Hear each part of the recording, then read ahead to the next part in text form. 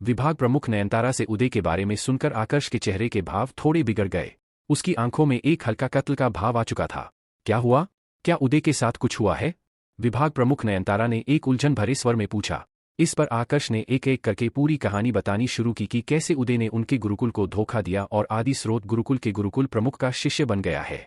जब तक आकर्ष ने अपनी कहानी खत्म की तब तक विभाग प्रमुख नयनतारा का चेहरा भी गुस्से से पूरा लाल हो चुका था। उनका गुस्सा इतना ज्यादा बढ़ चुका था कि वह अपनी आंतरिक ऊर्जा पर भी नियंत्रण नहीं कर पा रही थी और इस कारण आसपास के वातावरण में एक बहुत ही खतरनाक दबाव उत्पन्न हो गया था। अच्छी बात यह थी कि आकर्ष पर इस दबाव का कोई भी असर नहीं हुआ था, लेकिन वह उस दबाव की ताकत को महसूस कर पा रहा था। विभाग प्रमुख नयनतारा की आंतरिक ऊर्जा से उत्पन्न हुआ यह दबाव विभाग प्रमुख सुग्रीव की आंतरिक ऊर्जा से उत्पन्न हुए दबाव से कहीं ज्यादा था। अगर एक अंदाजा लगाया जाए तो विभाग प्रमुख नयनतारा की आंतरिक ऊर्जा का स्तर एल्डर पाणी की आंतरिक ऊर्जा के बराबर था। उदय, तुम्हारी इतनी हिम्मत कि तुमने हमारे गुरुकुल को धोखा दिया, विभाग प्रमुख नयनतारा ने एक बहुत ही कर्कश आवाज में कहा। दिया इस समय अपने कमरे में अभ्यास कर रही है। तुम उससे मिलने जा सकते हो, लेकिन उसे उसके ध्यान से मत उठाना, विभाग प्रमुख नयनतारा ने एक हल्के गुस्से से भरी आवाज में आकर्ष से कहा और फिर अगले ही पल अपनी जगह से गायब हो गई। जिस रफ्तार से वो वहां से गई थी, उसके साथ आकर्ष एक अंदाजा लगा पा रहा था कि वह किस से मिलने जा रही है। उनकी मंजिल गुरुकुल प्रमुख वर्धमान सिंह राठौड़ का निवास स्थान था। आकर्ष पहली बार विभाग प्रमुख नयनतारा के निवास स्थान पर नहीं आया था, इसलिए उसे वहां के हर एक कमरे की जानकारी थी। कुछ ही देर में वो दिया के कमरे में आ गया। जैसा कि विभाग प्रमुख नयनतारा ने बताया था, दिया इस समय पद्मासन की स्थिति में बैठकर अपनी ऊर्जा स्तरीय युद्ध कला का अभ्यास कर रही थी। समझ में नहीं आ रहा है यह आज भी इतना अधिक अभ्यास कैसे कर रही है। आकर्ष ने हल्का मुस्कुराते हुए एक बहुत ही धीमी आवाज में अपने आप से कहा। स्वूश। ठीक इसी समय आकर्ष को एक बहुत ही पतली आवाज सुनाई दी। इससे पहले कि वो इस आवाज के प्रति कोई प्रतिक्रिया दे पाता, अचानक से उसके कंधे पर एक परछाई आकर बैठ गई। Squeak, squeak. अगले ही पल वो परछाई एक बहुत ही धीमी आवाज में कुछ कहने की कोशिश करने लगी। उस आवाज को सुनने के बाद आकर्ष महसूस कर पा रहा था कि उस परछाई ने जानबूझकर अपनी आवाज को इतना धीमा रखा है। शायद वह परछाई इस बात से डर रही थी कि अगर वह ज्यादा जोर से शोर मचाएगी तो दिया का ध्यान भंग हो जाएगा। क्या हुआ सुवर्णा? आकर्ष ने उस परछाई को अपने कंधे पर से उठाया और बड़े ही प्यार से अपनी हथेली में रखते हुए पूछा। यह परछाई सुवर्णा की थी, आकर्ष और दिया के तीसरे खूंखार जानवर की। स्क्वीक, स्काइक। आकर्ष का वह सवाल सुन सुवर्णा अपने छोटे से हाथों को हवा में उठाकर कुछ अजीब से इशारे करने लगी। कभी उसके इशारे आसमान की तरफ होते तो कभी उसके सिर की तरफ। आकर्ष सुवर्णा के साथ ज्यादा समय नहीं रहा था, इसलिए उसे पता नहीं था कि सुवर्णा के इशारों का मतलब क्या है। काफी देर तक तो वह उसके इशारों को समझने की कोशिश करने लगा, पर आखिर में जब उसे कुछ भी समझ में नहीं आया तो थक हारकर उसने अपनी आध्यात्मिक शक्ति का प्रयोग किया। आध्यात्मिक शक्ति का इस्तेमाल करते ही आकर्ष को तुरंत समझ में आ गया कि सुवर्णा उससे क्या कहने की कोशिश कर रही है। तुमने मूल मंडल में प्रवेश कर लिया है, अचानक से आकर्ष ने एक आश्चर्य से भरे स्वर में पूछा, जिसके जवाब में सुवर्णा ने अपना सर सहमति में हिलाया और फिर बाहर जाने का इशारा करने लगी। तुम कहना चाहती हो कि तुम्हारी एरावती परीक्षा देने का समय आ गया है? आकर्ष ने एक अनुमान लगाते हुए पूछा, जिसके जवाब में एक बार फिर से सुवर्णा ने अपना सर सहमति में हिलाया। जल्दी चलो। आकर्ष ने अब एक पल की भी देर नहीं की, सीधा सुवर्णा को लिया और अपनी पूरी रफ्तार से बाहर की तरफ भागा। बस थोड़ी देर इंतजार करो, अगर तुमने यहाँ पर एरावती परीक्षा दी तो सभी की जान खतरे में आ जाएगी। यह सारी जगह भी तहस नहस हो जाएगी, इसलिए थोड़ी देर अपनी आंतरिक ऊर्जा और अपने ऊर्जा स्तर पर नियंत्रण करके रखो, आकर्ष ने भागते हुए ही सुवर्णा को समझाया। साथ में वह मन ही मन सोचने लगा कि ऐसी कौन सी जगह है जहां पर वो सुरक्षित रूप से सुवर्णा को एरावती परीक्षा दिलवा सकता है। थोड़ी ही देर में उसे एक जगह के बारे में याद आ गया। हम परीक्षा देने के लिए पास के जंगल में जाएंगे। तुम मूल मंडल में प्रवेश कर चुकी हो, क्या अब तुम उड़ सकती हो? आकर्ष ने पूछा। सुवर्णा ने एक बार फिर से अपना सर सहमति में हिलाया और फिर आकर्ष के हाथ से छूटकर हवा में उड़ने लगी। साथ में वह अपने दोनों हाथों से पूरब और पश्चिम दिशा की ओर इशारा कर रही थी। शायद वह यह पूछने की कोशिश कर रही थी कि उन्हें किस दिशा में जाना है। अब समझ में आया कि तुम खुद अपने आप यह एरावती परीक्षा देने गुरुकुल से बाहर क्यों नहीं गई थी। तुम्हें तो पता ही नहीं है कि जाना किस तरफ है। इस मामले में तो ध्रुव और सेरा तुमसे काफी आगे है। कम से कम उन्हें यह बताने की जरूरत तो नहीं पड़ती कि उन्हें किस दिशा में जाना है, आकर्ष ने कहा। Squeak, squeak. आकर्ष ने अपनी बात खत्म ही की थी कि सुवर्णा ने अचानक से शोर मचाना शुरू कर दिया। जिस प्रकार की वह प्रतिक्रिया दे रही थी, उससे आकर्ष इतना तो समझ गया था कि सुवर्णा ध्रुव और सेरा के बारे में सुनकर नाराज हो गई है। नाराज क्यों हो रही हो? तुम भी बहुत से मामले में उन दोनों से आगे हो, आकर्ष ने हल्का हंसते हुए कहा। Squeak, squeak. आकर्ष को हंसते देख सुवर्णा को लगा कि शायद वो उसका फिर से मजाक बना रहा है, इसलिए वह और भी जोर जोर से शोर मचाने लगी। ठीक है। अब से मैं तुम पर नहीं हंसूंगा। तुम एक काम करो, अपने साथ मुझे भी उड़ाकर जंगल की तरफ ले चलो। रास्ते में मैं तुम्हें बताता रहूंगा कि हमें किस दिशा में जाना है। आकर्ष ने अब थोड़ा गंभीर होते हुए कहा।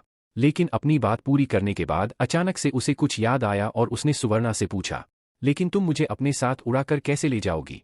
तुम्हारा शरीर तो इतना छोटा है, क्या यह मेरा वजन उठा सकता है? मुझे डर है कि अगर मैंने तुम्हारी सवारी करने की कोशिश की तो तुम मेरे भार से ही मर जाओगी। अपनी बहुत खत्म करने के बाद आकर्ष एक बार फिर से हंसने लगा। लेकिन इस बार सुवर्णा ने शोर नहीं मचाया। उसने अपने हाथ हवा में उठाए और अगले ही पल उसका शरीर धीरे धीरे करके बड़ा होने लगा। देखते ही देखते सुवर्णा का पूरा शरीर 3 मीटर से भी ज्यादा बड़ा हो गया। अपने शरीर को बड़ा करने के बाद सुवर्णा ने आकर्ष को अपनी पीठ पर सवार होने का इशारा किया। आकर्ष ने भी अब बिना किसी देरी के तुरंत अपने कदम हवा में उठाए और सुवर्णा के पीठ पर सवार हो गया। मुझे नहीं पता था कि तुम्हारा शरीर इतना ज्यादा मुलायम है सुवर्णा, आकर्ष ने हल्का हंसते हुए कहा और सुवर्णा के कान खींचने लगा। Squeak squeak. उसकी बात सुनकर सुवर्णा ने फिर से शोर मचाना शुरू कर दिया। मैं समझ गया, उस दिशा में चलो। इस बार उसकी आवाज से आकर्ष तुरंत समझ गया कि वह क्या कहने की कोशिश कर रही है। इसलिए उसने तुरंत एक दिशा की ओर इशारा किया और आगे बढ़ने को कहा। वूश। दिशा का पता चलते ही सुवर्णा अपनी पूरी रफ्तार से आगे बढ़ी और कुछ ही क्षणों में गुरुकुल से बाहर आ गई। सुवर्णा को इतनी तेजी से आगे बढ़ते देख आकर्ष ना चाहते हुए भी फिर से हंसने लगा। देखा जाए तो सुवर्णा अपने खुद के स्तर पर भी गुरुकुल से बाहर आकर ऐरावती परीक्षा दे सकती थी, मगर वो इस डर से बाहर नहीं आई कि बाहर आने के बाद कहीं खो ना जाए। ऊर्जा स्तर के मामले में भले ही सुवर्णा मूल मंडल में प्रवेश कर चुकी थी, लेकिन दिमाग और हरकतों से वह अभी भी एक बच्ची के जैसी थी। वो रहा जंगल, जल्दी उस तरफ चलो, आकर्ष ने अपने सामने मौजूद जंगल की तरफ इशारा करते हुए कहा। आज से पहले आकर्ष को यह तो पता था कि गुरुकुल के पास वाला जंगल काफी ज्यादा बड़ा है, लेकिन कितना बड़ा है इसका उसे कोई भी अंदाजा नहीं था। आज जब उसने आसमान से इस पूरे जंगल को देखा तो उसकी हैरानी का कोई ठिकाना ना रहा। सुवर्णा की तेज रफ्तार के साथ आगे बढ़ने के बाद भी उन्हें इस जंगल के आंतरिक क्षेत्र में आने में काफी समय लग गया था। पैंग। अचानक से आकर्ष को एक बहुत ही कर्कश आवाज सुनाई थी, जिसे सुनने के बाद उसके चेहरे पर चिंता की लकीरें साफ दिखाई देने लगी। उसने तुरंत एक धीमी आवाज में सुवर्णा को नीचे उतरने को कहा। वो दोनों इस समय जिस ऊंचाई पर उड़ रहे थे, वहां से नीचे उतरने के लिए उन्हें सबसे पहले एक ऐसी जगह को ढूंढना था जहां पर वह आसानी से परीक्षा दे सकते थे। इसलिए सुवर्णा आसपास की जगह का निरीक्षण करने लगी और अपने लिए कोई उत्तम जगह ढूंढने लगी। इधर आकर्ष ने अपना सर उठाकर आसमान की ओर देखा, जहां पर कुछ नीले रंग के बादलों का निर्माण हो रहा था। इन्हीं बादलों में नीले रंग की बिजलियां भी चमक रही थी, जिनकी कर्कश आवाज आकर्ष को अभी सुनाई दी थी। अच्छी बात यह थी कि अभी तक यह बिजली गिरना शुरू नहीं हुई थी। शायद वह अभी भी अपनी ऊर्जा बढ़ा रही थी। देखते ही देखते अब उन बादलों से हवा में एक गोलाकार संरचना का निर्माण हुआ, जिनके अंदर वह नीले रंग की बिजलियां गोल परिधि में घूमने लगी। सुवर्णा, जल्दी चलो, हमारे पास ज्यादा समय नहीं है, आकर्ष ने सुवर्णा को सचेत करते हुए कहा। लक्ष्य की यादें पास होने के कारण उसे अच्छे से पता था कि अब आगे क्या होने वाला है। यह सारी घटना इस ओर इशारा कर रही थी कि कुछ ही देर में ऐरावती परीक्षा शुरू होने वाली है। सोमाली महाद्वीप में चाहे इंसान हो या फिर आसुरी जानवर, शून्य के मंडल में प्रवेश करते ही इन ऐरावती परीक्षाओं का सिलसिला शुरू हो जाता था। शून्य के पहले मंडल यानी कि मूल मंडल में प्रवेश करने के बाद योद्धाओं को 6 ऐरावती परीक्षाओं का सामना करना पड़ता था। इतनी शक्तिशाली बिजली का सामना करना योद्धा के लिए खतरनाक तो होता था, लेकिन बिना इस बिजली का सामना किए वो अपने ऊर्जा स्तर में वृद्धि भी नहीं कर सकते थे। एक प्रकार से कहे तो इनका सामना करना अनिवार्य था। इन ऐरावती परीक्षाओं की सबसे अजीब बात यह थी कि जब भी कोई योद्धा इनका सामना करता था तो उसके 100 मीटर के क्षेत्र में दूसरा कोई भी आसुरी जानवर या योद्धा नहीं होना चाहिए था। अगर उतनी दूरी में कोई दूसरा योद्धा या आसुरी जानवर हुआ तो उस योद्धा या आसुरी जानवर को भी इन परीक्षाओं का सामना करना पड़ सकता था। इसके पीछे की वजह यह थी कि प्रकृति प्रत्येक योद्धा को अपने खुद के स्तर पर आगे बढ़ने देना चाहती थी। अगर कोई दूसरा योद्धा परीक्षा देने वाले योद्धा की मदद करने के लिए आगे आता है तो ऐसी स्थिति में उस योद्धा को भी ऐरावती परीक्षा का सामना करना पड़ता था, जो कि एक प्रकार से उस दूसरे योद्धा के लिए सजा होती थी। सुवर्णा, ज्यादा समय नहीं बचा है, कम से कम थोड़ा नीचे तो चलो ताकि मैं यहां से कूद सकूं, आकर्ष ने एक चिंतित स्वर में सुवर्णा से कहा। परीक्षा के दौरान 100 मीटर के क्षेत्र में दूसरा कोई भी योद्धा नहीं होना चाहिए था और आकर्ष तो इस समय सुवर्णा की पीठ पर सवार था। ऐसे में अगर परीक्षा शुरू हुई तो उसका मरना तो निश्चित था। सुवर्णा मूल मंडल में प्रवेश कर चुकी थी, इसलिए उसका शरीर भी उस प्रकार का बन चुका था, मगर आकर्ष अभी मूल मंडल से थोड़ा दूर था। मूल मंडल के योद्धा के ऊपर 6 ऐरावती बिजलियां गिरती थी, जिनमें से पहली बिजली सबसे ज्यादा कमजोर होती थी और आखिरी वाली बिजली सबसे ज्यादा खतरनाक व शक्तिशाली। लक्ष्य की यादों में साफ साफ वर्णन था कि इन 6 ऐरावती बिजलियों में जो सबसे कमजोर वाली बिजली है, उसमें भी इतनी ताकत होती है कि उसकी तुलना एक अर्ध मूल मंडल के योद्धा से की जा सकती है।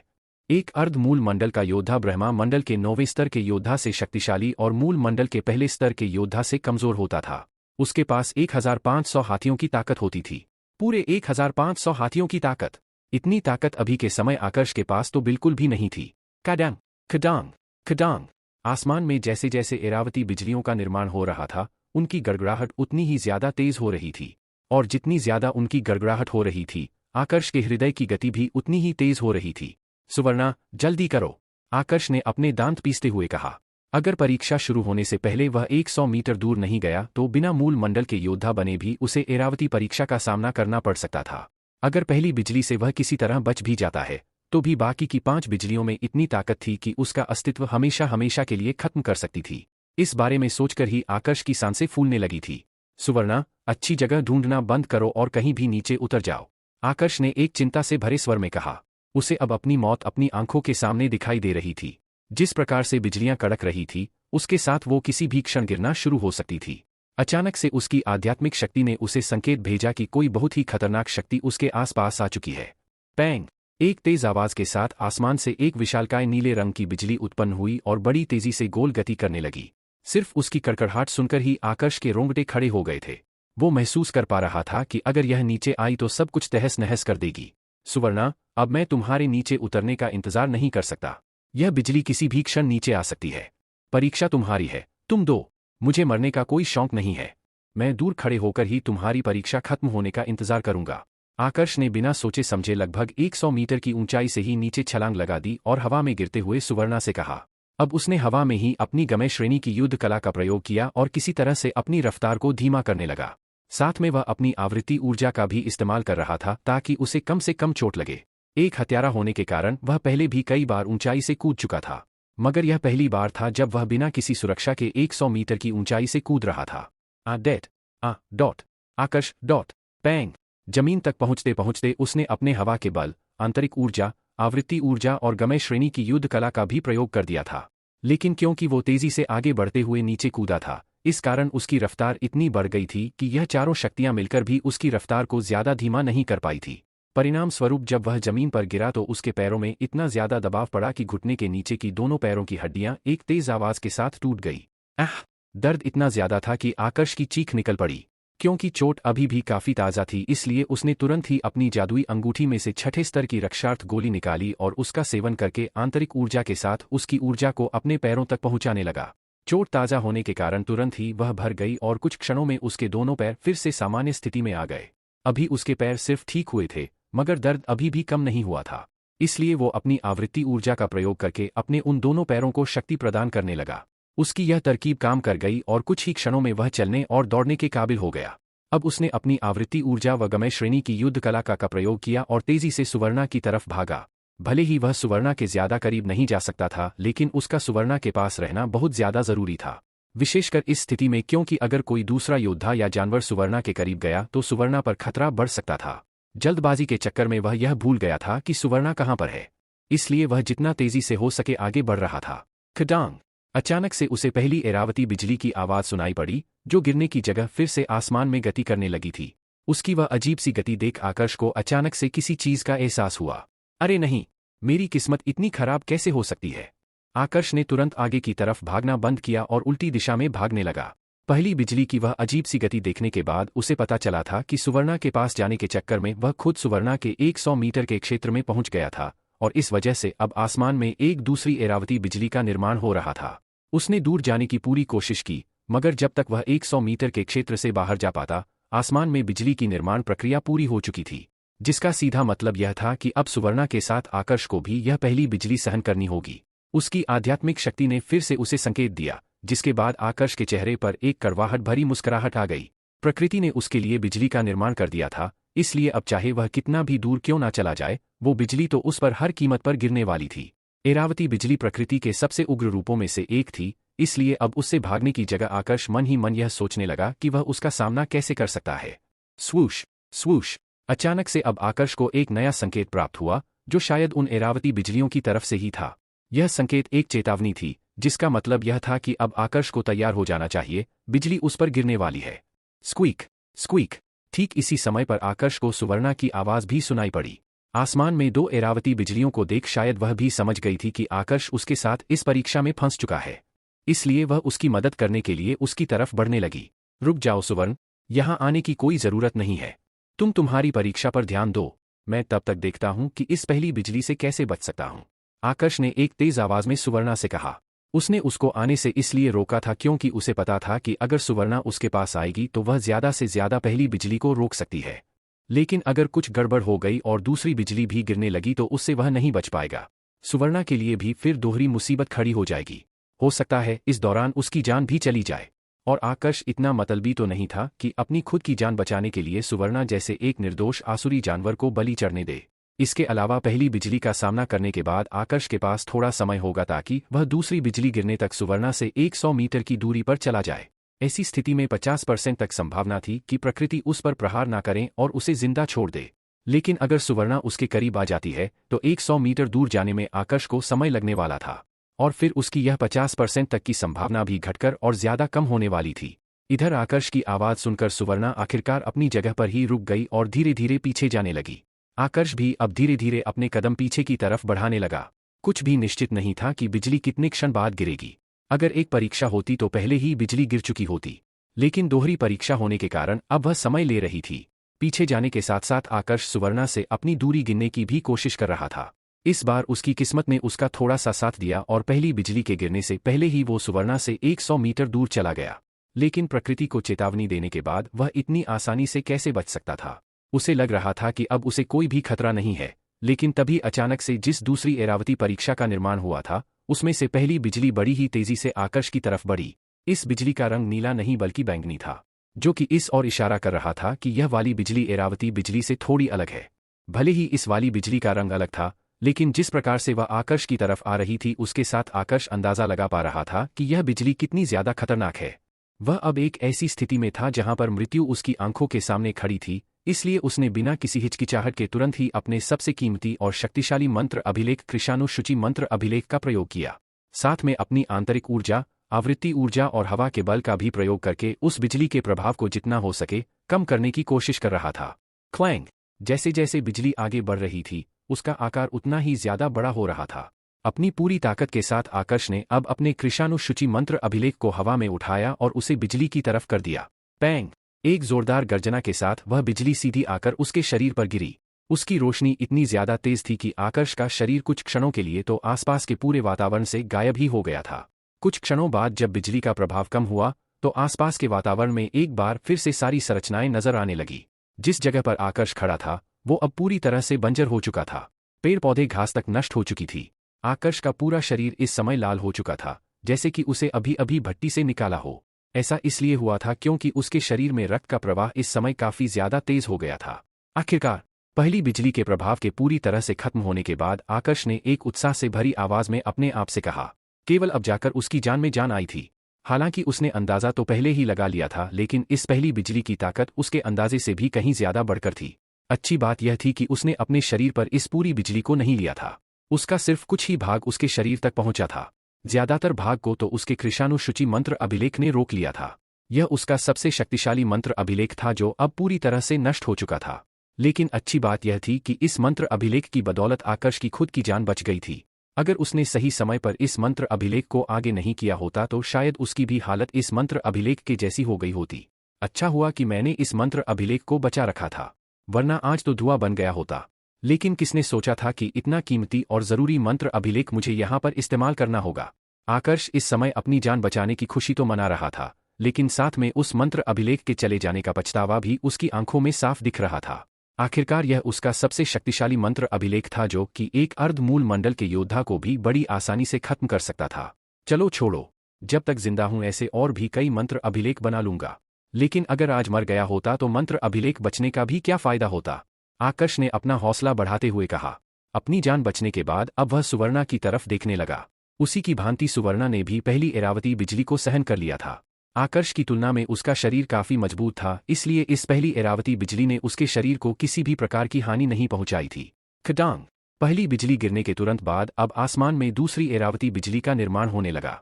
देखने से ही पता चल रहा था कि यह दूसरी बिजली पहले वाली बिजली से कितनी ज्यादा शक्तिशाली है। इसका आकार भी पहले वाली बिजली की तुलना में काफी बड़ा था।